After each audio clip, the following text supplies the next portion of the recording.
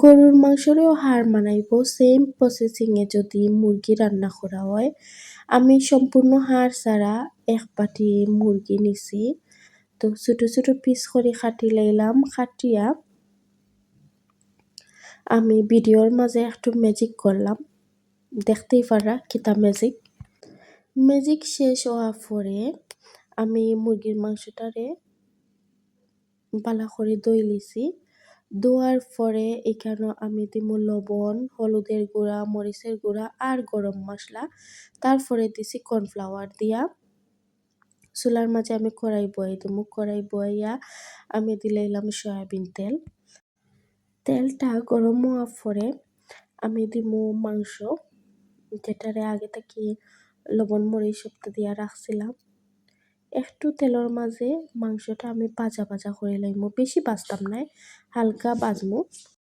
মাংসটা ভাজার পরে আমি 1 চামচ আদা বাটা, 1 চামচ রসুন বাটা দিছি। এরপরে দিমু কাটা পেঁয়াজ আর দিলাম টমেটো। টমেটো দেওয়ার পরে মশলাটা কষানি শেষে আমি সব ধরনের গরম মশলা, হলুদের গুঁড়া, মরিচের গুঁড়া, যা যা মাংসের মশলা আছে আমি দিলাইছি। দিয়া একটু পরিমাণ মতো পানি দিছি। পানি দিয়া মাংস দিলাম, কাঁচামরিচ দিলাম আর কয়েক কোয়া রসুন দিছি। এই মাংস রান্না করার সময় এক্সট্রা কোনো পানি দেওয়া লাগতো না। একবারে 10-15 মিনিট যদি লো হিটে রাখা হয়, মাংসটা সিদ্ধ হয়ে যাব। আর ফার্মের মুরগি তাড়াতাড়ি সিদ্ধ হয়ে যায়। দেখতেই পারা কতটা লোভনীয় হয়েছে, জাল জাল মুরগি। তো এটা আসলে গরম ভাতের লগে খাইতে কিন্তু অসাধারণ অসাধারণ। যারা যারা এখনো এরকম ট্রাই করছেন না, একদিন ট্রাই করে দেখবা কতটা স্বাদ লাগে খাইতে।